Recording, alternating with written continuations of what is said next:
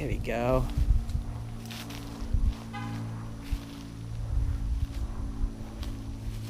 So this is the stream of the river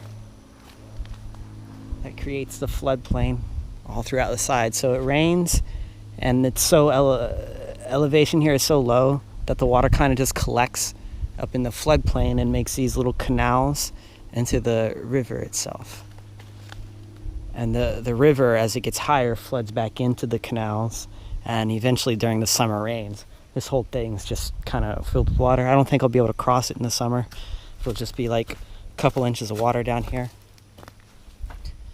You can see more logging evidence from the past. I can just see it. I don't know if the GoPro can pick it out, but it was logged here too, pretty heavily.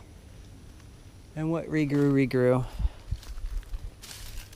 The tragedy now is this is a huge fishing spot, and that's not a problem. The problem is people not cleaning up after themselves, and there's like a computer somewhere over there, like a computer monitor. There's litter up in the power lines here, plastic bottles everywhere, and no one cleans this up except people like me, if that ever happens. And I can't clean it up because you actually need a watercraft to get in here to clean it up. And I don't have such a device. I do not have a kayak. I do not have a canoe. So nothing to get in the water.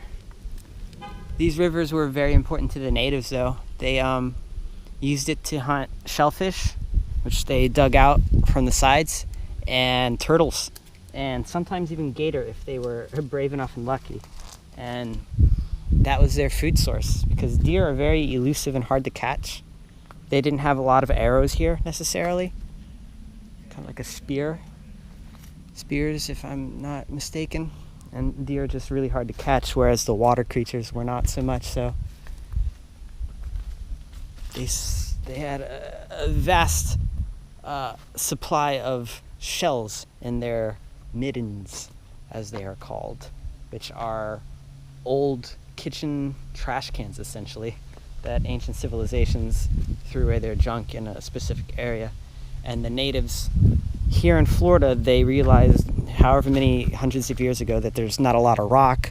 So if they wanted taller structures, they would have to build it with sand, clay, and pottery material, and shells from turtles and the shellfish that they ate. And so they would take all the shellfish, which they ate a lot, and just throw them in this massive pile, which made these huge mounds, which I have not yet experienced. I've not been to an Indian mound here in Florida, but one day we will see.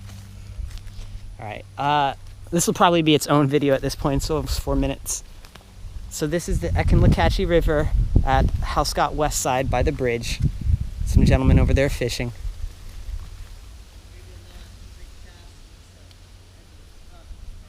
Thanks for watching, guys. Like, subscribe, comment, do all that stuff. I like seeing the comments. Gets me all hype. Take care.